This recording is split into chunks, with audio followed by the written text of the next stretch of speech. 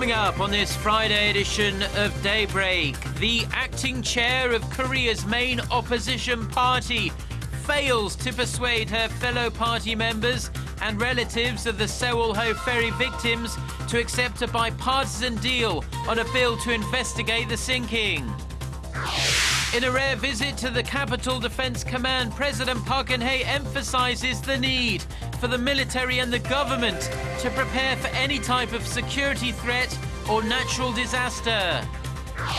Plus, one of the US aid workers who recovered from the Ebola virus says he is thrilled to be alive as he and another patient are discharged from hospital. Daybreak begins now.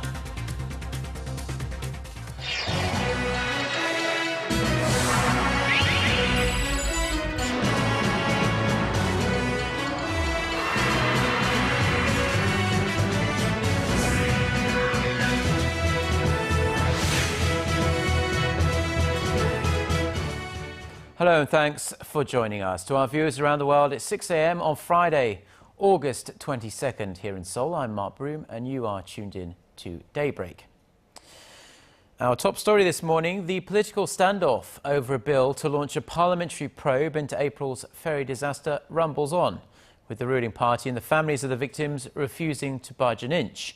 The bereaved families have rejected the bipartisan deal as it stands, saying it lacks any real power to punish those responsible. This standoff is putting the interim chief of the main opposition party in a very sticky situation as she finds her own party splintering under her over this issue. Our Myung-kil starts us off.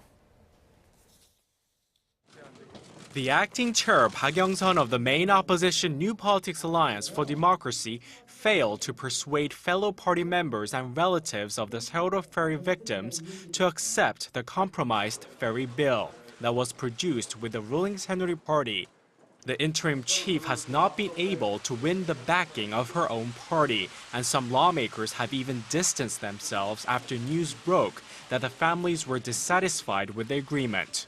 The ruling party has kept a firm stance, saying further negotiations are out of question, and the opposition party's hardliners have sided with the victims' families who oppose the bill, saying it lacks investigative and prosecutorial powers. The interim chief Park, also in line with the ruling party, made it clear that renegotiations are not an option. Lawmakers from within the main opposition are divided on how to resolve the current crisis. The acting chair faces the prospect of intense backlash from within her own party, and it is feared that the opposition could be hurt more if the party fails to win any concessions from both the ruling party and family members of the ferry accident victims. Left with no choice, interim leader Park has asked President Park Geun-hye to meet one of the victims' fathers, who has been staging a hunger strike for over a month to help break the deadlock. However, the presidential office has distanced itself from the bill, saying the special law on the Sewol-ho ferry incident is a matter that needs bipartisan agreement within parliament and is not an issue President Park can help resolve. Myung-kil, Arirang News. And more upheaval in the National Assembly as 3 lawmakers were formally arrested on Thursday on various corruption charges. And these arrests came a matter of minutes before the National Assembly was called into a session which could have potentially blocked their arrests. Those arrested were ruling Saenuri Party representatives Jo Hyun-ryong and Park Sang-eun, and also a representative of the main opposition New Politics Alliance for Democracy, Kim Jae-yoon. The lawmakers were arrested on charges of taking bribes, totaling more than 160 million won, or more than 156,000 US dollars. This, in return, allegedly for legislation or contracts from special interest groups. It's the first time in about 1 year that a sitting lawmaker has been arrested. Last September, lawmaker Lee Seok-gi of the leftist United Progressive Party, as you can see there, was arrested on charges of treason. President Park Geun-hye has emphasized the need for the allies, South Korea and the US, to prepare for any type of security threat or natural disaster on the Korean peninsula. This during her visit on Thursday to the ongoing Seoul-Washington annual joint military exercise. Some 80,000 South Korean and US troops are taking part in this year's Ulchi Freedom Guardian drills. The South says they are strictly defensive in nature, while North Korea considers them a war game and aggressive. President Park also visited the Capital Defense Command for the first time. In fact, that a South Korean president has been there in 23 years. Now, a high-ranking US Treasury official is seeking Korea's cooperation over US-led efforts to impose tough sanctions on Russia for its interference in Ukraine. The official, who asked not to be named, told reporters in Seoul on Thursday that he believes Korean firms and banks got the message that they would not, quote, backfill any opportunities on the sanctions imposed on Russia by the US and the EU. The official called for unified efforts against Russia. Meanwhile, the US Treasury's point man on sanctions, David Cohen, is currently in Seoul for talks on North Korea's sanctions. Well, he said that he had a very good meeting with local senior diplomats on Thursday. He added that they also talked about joint efforts to sanction Iran for its nuclear weapons development. Now, it's not just the South Korean government that is preparing for the peaceful reunification of the two Koreas at some point in the future, because the Federation of Korean Industries, based here in South Korea, has set up its own unification economic committee comprised of leading CEOs and other experts. The group will offer ideas and advice regarding policies on reunification and establish a master plan for North Korea's economic development. The head of the committee said it's time that industries drive Pyongyang's industrialization effectively, marking the first time in 9 years that the Federation is involving itself in unification-related work.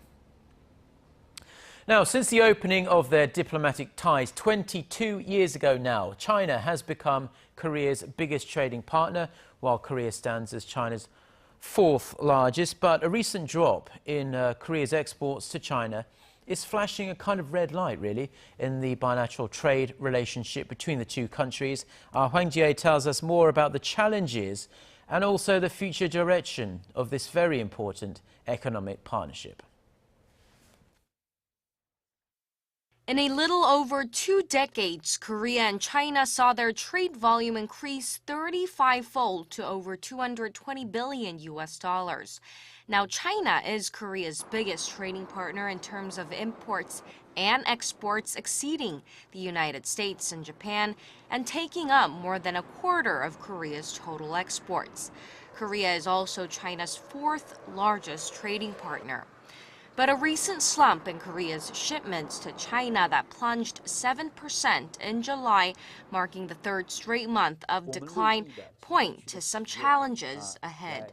The drop is coming from the slide in Chinese outbound shipments as Korean firms largely export intermediary goods to China. But aside from this kind of temporary reason, Chinese firms are now improving their own supply capacity as well. Adding that old business strategies will no longer sustain shipments to China, experts say the focus should now be on producing high-quality finished goods.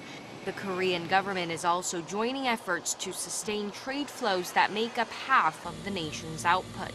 Earlier this week, President Park Geun-hye asked Jack Ma, the executive chairman of Chinese e-commerce giant Alibaba, to help Korea's small and medium-sized enterprises expand into China's online market. Still, there are opportunities that could lead to a pickup in exports to China. Negotiations for the Korea-China Free Trade Agreement are in the final stages, and the deal is expected to take effect as early as next year. The trade pact could boost exports to China. Experts at the popularity of Korean television soap operas and films in China will make it easier for local exporters to overcome uncertainties in the world's second biggest economy. Hwang Ji-hye, Arirang News.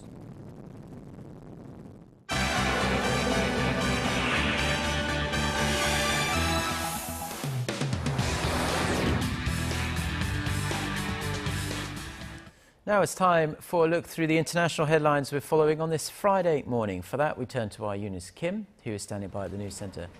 Morning, Eunice. Good morning to you, Mark. Both American health workers who had contracted Ebola while working in Liberia have been cleared of the virus. One of them is speaking out. Take a listen. Today is a miraculous day. I'm thrilled to be alive, to be well, and to be reunited with my family. That's Dr. Kent Brantley. He and fellow missionary Nancy Wrightbull were discharged from Emory University Hospital Tuesday local time. Dr. Bruce Ribner from the hospital, whom you see there in the press conference, said thorough testing had determined that there was no evidence of the Ebola virus in their bodies, and in conjunction with the state government and Centers for Disease Control had determined they posed no health risk to the public. Nearly 2,500 people have been infected of the virus in West Africa. Of them, more than 1,300 have died, according to the World Health Organization. It also said no cases of the disease had been confirmed outside of Guinea, Sierra Leone, Liberia, and Nigeria, despite suspected cases elsewhere. 100 million euros, or 132 US dollars. That's the amount of money the jihadist group holding US journalist James Foley had demanded for his release. That's according to the CEO of Global Post, for whom Foley had been working for prior to being abducted back in November 2012. He said the money had been first demanded last year. A video of Foley's beheading was released by Islamic State militants earlier this week. In the UK, police and security services are working to identify the militant in that footage, who is said to have had an English accent. The Constitutional Court in Jakarta has upheld the victory of Joko Widodo in July's presidential elections, rejecting an appeal filed by supporters of defeated candidate Prabowo Subianto. Widodo had won the poll by a 6% margin, but Subianto claimed widespread electoral fraud. Earlier, hundreds of Subianto supporters rallied outside the court ahead of the verdict. Police used tear gas and water cannons to disperse the crowd. Subianto's team said they would accept the ruling of the Constitutional Court, the highest authority in the country. The number of missing in Japan's massive landslides that leveled a village near Hiroshima City has grown significantly. According to local dailies Asahi Shimbun and Yomiuri Shimbun, local police said they were now searching for 51 people, up from the 7 reported missing earlier. This as Seoul's foreign ministry said that 2 Koreans had also been caught in that landslide. It has been confirmed that 2 South Koreans who lived nearby were swept away in the landslide, and one died and the other was seriously injured. Dozens of homes were buried under a wave of mud and rock Wednesday after record rains poured in Hiroshima Prefecture. Japan's weather agency said about a month's worth of rain fell in the 24 hours leading up to Wednesday morning.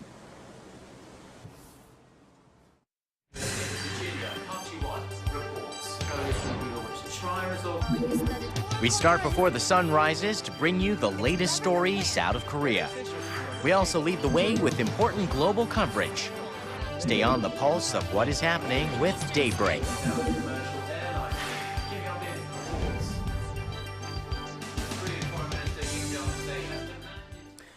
Now, July was a very good month for Korea's tourism industry, with 1.3 million foreign tourists coming to Korea. That's up more than 12% on year, this according to the Korea Tourism Organization. The biggest rise was seen in Chinese visitors, whose numbers grew 22%, thanks in part to the growing popularity, according to the KTO, of Korean TV programs there. More Russian tourists also made the trip, taking advantage of a new visa waiver system. The total number of Japanese visitors went the other way, though, dropping 17%. Now, the number of people suffering from Alzheimer's disease in Korea is expected to skyrocket in the coming decades, and so, you would imagine, are the costs for treating it. A National Assembly Budget Office report says the number of people 65 or older who will have the disease, will jump from 1% of the total population in 2012 to nearly 6% in the year 2050. Then the cost for treating all those people in 2050 will jump to $42 billion. That's an estimated 1.5% of the country's GDP. Now, as you can see behind me, people in Korea have had to break out their rain gear over the past few days. It's been very rainy and we've been hit with unexpected rounds of heavy showers throughout this week. And our Connie Kim has this damage report. Monsoon season is officially over, but you wouldn't know it by looking outside over the past few days. Heavy rain pelted the central region on Thursday morning, prompting the Korea Meteorological Administration to issue its first heavy raining warning of the summer for the capital Seoul. An average of 45 millimeters fell in the morning alone, which is more precipitation than was recorded during the entire dry monsoon period in mid-July. And it's not quite over. By the time Friday is up, the central region is expected to receive up to 120 millimeters of rain. Other parts of the peninsula have not been spared. Further south, several landslides and damages to farms were reported in Chungcheongnam-do province, and traffic was restricted in the city of Daegu due to flooding. The Weather Administration attributes the torrential rain to cold air from the north colliding with hot, humid air from the south, which has caused instability in the atmosphere. The nationwide rain is expected to stop Friday afternoon, but another round of precipitation is expected starting from Sunday. Connie Kim, Arirang News. Now, the Korean period blockbuster Roaring Currents is smashing record after record in the domestic box office charts. The film, which is about Korea's most astonishing military victory over the Japanese by Admiral E in the 16th century, has attracted more than 15 million cinema goers. That's roughly a third of the country's entire population. Now, the overwhelming success of this movie is also driving sales of books and other related products about Korea's most revered seamen. Our Shin Se-min has this report. Over 15 million tickets sold and still counting. Sailing past the all-time earnings champion Avatar, which racked in $122 million in the Korean market in 2009, the homegrown film Roaring Currents is looking to set a milestone that's never been reached. Choi Min-sik, who played Admiral E in the period film, says he still can't fully digest all the attention. This is all surreal to me. I'm glad that the movie was able to open up ground that allows different generations to come together. Korea's most watched movie of all time hasn't just been a hit on the silver screens. The craze has permeated into other industries, leading to increased sales of books and even modules related to Admiral E. Miniatures of the battleship used during the battle have tripled the sales in this particular action figure store, and interest is growing.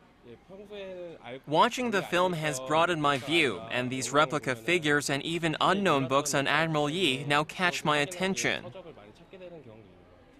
Biography and non-fiction titles are also feeling the boom.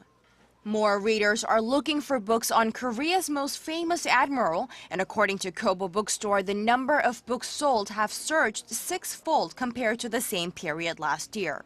And as to why all this interest is being garnered, movie critic Chun Chan-il says the element and timing of the movie's release lent to its success. The fact that there isn't a firm role model like Admiral E in the nation is eventually coming to light through the popularity of this movie.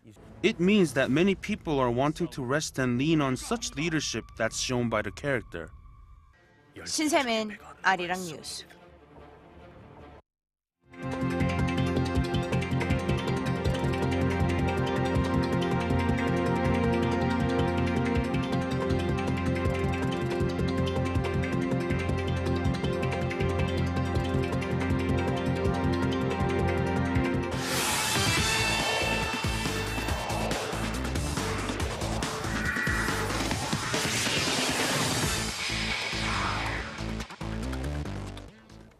And TGI Friday, everyone, as we kick things off with the 2014 Incheon Asian Games as the group stage drawings took place on Thursday. And while Son Yeon-jae was grouped with some of the Japanese rhythmic gymnasts, most of the focus was on the football squad.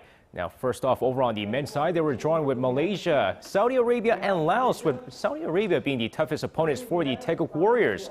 Meanwhile, over on the women's tournament, Korea was drawn with Thailand, India, and Maldives and should be able to advance to the next round with ease. Now, the men's team hoped to win their first gold medal in 28 years, while the women's team aimed to win their very first. And now moving over to the 2014 Little League World Series, where South Korea has been quite impressive during the tournament, and now they're getting closer and closer to that championship game.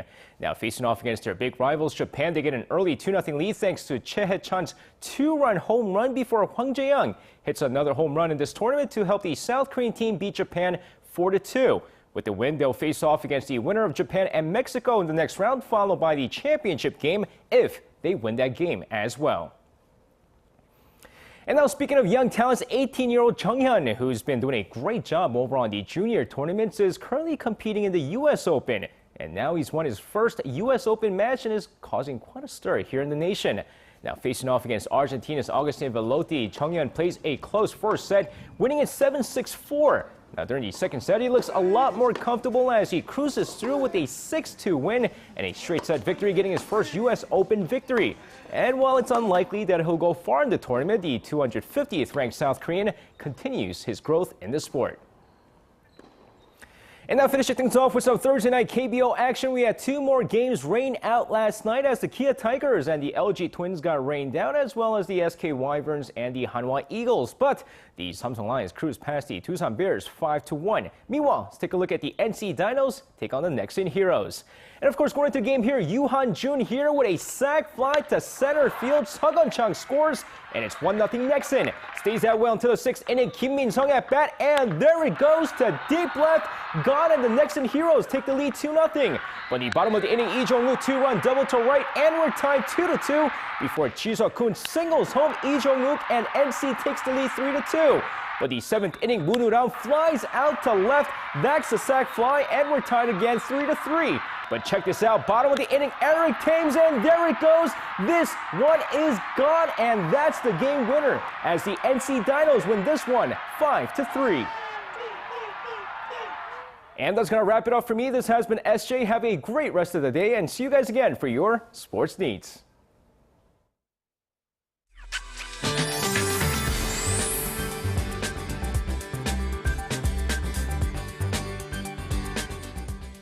Good Friday morning to you. I'm Lee-jian with your weather updates. Well, it seems like most of the rain clouds have moved out from the peninsula overnight, though some areas in Seoul could wake up to drizzle this morning, but eventually all the rain and clouds will gradually give way to some sun as we get into the afternoon. So under the mostly to partly sunny skies and dry conditions we'll finally have, the temperatures are expected to rise today 3 to 4 degrees higher than yesterday. So let's take a closer look at those temperatures.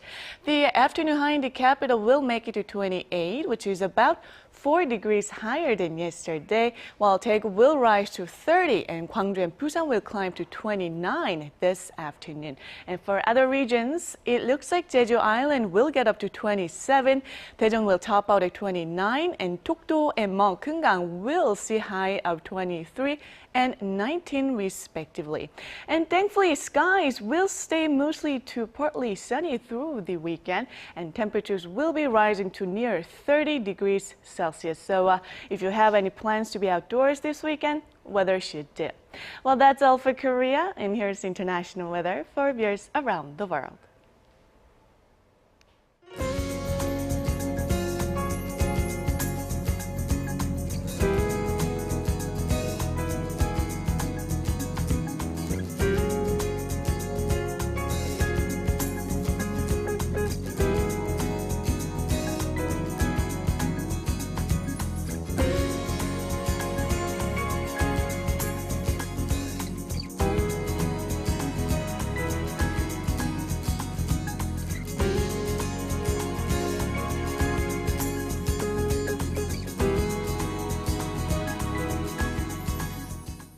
Well, those are the stories we have for you at this hour. Korea Today is coming up in about 30 minutes' time, and we'll be back throughout the day with more news updates, and I'll be back at 10 a.m. Korea time. Till then, goodbye.